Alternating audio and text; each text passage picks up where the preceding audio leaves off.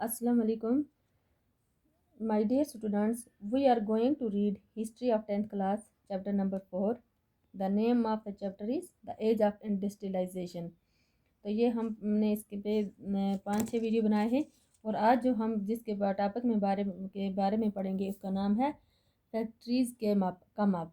तो इसका क्या नाम है? फैक्ट्रीज़ का माप। इसके बारे में हम पढ़ेंगे। आखिर किस तरीके से इंडिया में फैक्ट्रीज़ आना शुरू हुआ? वो कौन लोग थे जिन्होंने फैक्ट्रीज बढ़ाई और पैसे कहाँ से आए, इसको हम टॉपिक नंबर 4 में पढ़ने वाले हैं। देखिए, जो पहले काटन मिल था बम्बे में वो सेटअप हुआ 1854 में। 8 साल बाद इंडिया में 4 मिल काम कर रहे थे जिसमें 94,000 मिल लगे हुए थे और 2115 लूम्स लगे हुए थे। इसी समय में मिल जूट भी बंगाल में आ चुके थे। इल्गिन मिल शुरू हुआ था कानपुर में। तो इसी के बारे में हम पढ़ेंगे। The first cotton mill in Bombay came up in 1854 and it work into the production 2 years letter. तो जो पहला काटन मिल है वो बम्बे में स्टार्ट होता है 1854 में and it work into the production 2 years letter. और 2 साल जब ये काम करना शुरू करता है। Bye 1862 4 mills where at the work with 94,000 स्पेंडल्स थे। और जब ये कितनी में मिल्स थी? 4 मिल्स थी और कितने स्पेंडल्स इसमें लगे हुए थे? 94,000 स्पेंडल्स थे और 2150 लूम्स थे। Around the same time jute mill came up in Bengal. इसी समय में क्या होता है? बंगाल में भी एक जूट मिल लगती है। The first being set up in 1855 and another one 7 years letter in 1816. In North India, the Illigan mill was started in Kanpur in the 1816s. तो 1860 में इलीगन मिल जो है वो स्टार्ट होती है and year later the first cotton mill of Ahmedabad was set up. तो एक साल बाद काटन मिल अहमदाबाद में स्टार्ट हुई। Bye 1874 the first spinning and the weaving mill of the Madras begin production. तो जो पहली स्पिनिंग एंड वीविंग मिल है मद्रास में वो स्टार्ट होती है काम करना। Who set up the industries? तो किसने इंडस्ट्रीज़ को सेटअप किया? Where did the capital come from? और जो पैसा उसमें लगा वो कहाँ से आया? Who came to work with in the mills? और जो काम करने वाले थे मिल्स में वो कहाँ से आए? तो 4.1 में क्या है?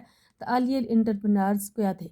Industries where set up in different regions bye varying sorts of the people. Let us see who they where. The history of the many business groups goes back to the trade with China. जो history है किसकी? Business की। वो कहाँ पे जाती है? Goes back to trade with China. तो इनकी तजारत कहाँ से होती है? चाइना के साथ होती है। From the late 18th century as you have read in your book last year. के लेट 18th सेंचुरी में जैसा कि आपने पहले पढ़ा है पिछले साल में, the British in India begin exporting opium to China and took T from the China to England.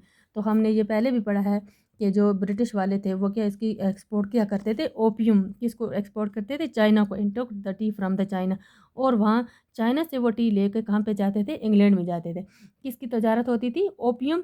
जो वो इंडिया से वो चाइना में बेचते थे और चाइना से वो जो टी है और दूसरी वगैरह चीज़ें वो इंग्लैंड भेजते थे। Many Indians became the junior players in this trade providing the finance processing supplies and shipping कंसेगमेंट्स। तो इसी तरह बहुत सारे इंडियंस जो थे वो भी तजारत में सर्कल में उन्होंने हिस्सा लेना शुरू किया। तो वो कैसे हिस्सा लेते थे? पैसे देते थे, शिपिंग करते थे वगैरह। Having earned through the trade some of these businessman had the visions of developing industrial enterprises in India. तो इसी तरह इस तजारत से जो उन्होंने पैसा हासिल किया वो बिजनेसमैन थे, इसी तरह उन्होंने भी क्या किया? उनके अंदर भी एक ये विजन पैदा हो गया कि वो भी इंडस्ट्रियल इंडिया में क्या करें? सेटअप करें। इन Bengal Debendranath Tagore made his fortune in the China trade before he turned to industrial investment। तो इसी तरह बंगाल में देवेंद्रनाथ टैगोर ने भी क्या किया? जो पैसा उसने कमाया था किससे? चाइना से तजारत करके उसने भी इंडस्ट्रियल सेटअप में लगाया। Setting up 6 joint stock companies in the 1830s and 1840। Tagore's enterprises sank along with those of the others in the wider business crisis of the 18th लेकिन इसकी जो बिजनेस थी वो क्या होगी? तबाह होगी, ख़त्म होगी। But later in the 19th century many of the China traders become the successful industrialists। लेकर बहुत सारे इसमें कामयाब भी होते हैं। इन Bombay passage like Dinshaw पिटेट and Jamshedji ji नरसवे फरंजी Tata who built the huge industrial empires in India accumulated their initial wealth partly from the exports to China. تو اسی طرح انہوں نے بھی بہت سارا پیسہ حاصل کیا کس سے؟ چائنا کے ساتھ تجارت کر کے. And partly from the raw cotton shipments to England and سدھ حکم چند اینڈ مربری and the businessman who set up the first Indian jute mill in Calcutta in 1970 also traded with China. So did the father as well as the grandfather of the famous industrialist G D Birla. یہ اس کے جو grand father تھے جی D بیرلے کے، وہ بھی تجارت میں کام کرتے تھے. Capital was accumulated through other trade networks.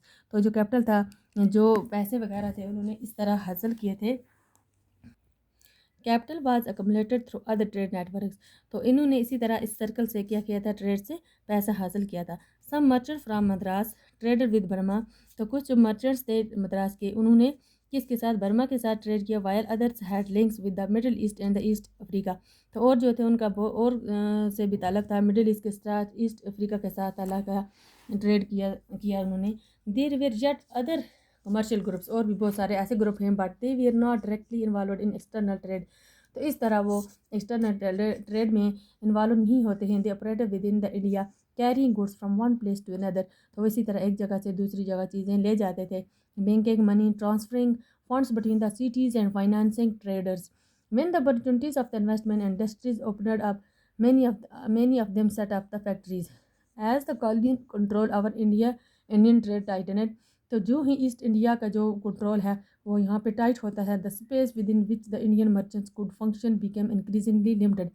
تو ان کا جو فنکشن ہے انڈین والے کا کم ہو جاتا ہے، کیونکہ ایسٹ انڈیا کمپنی جو ہے اس نے نظم و نسق اپنے ہاتھ میں لے لیا. They were barred from trading with the Europe in manufactured goods and had export mostly raw materials and food grains, raw cotton, opium, wheat and indigo required by the British.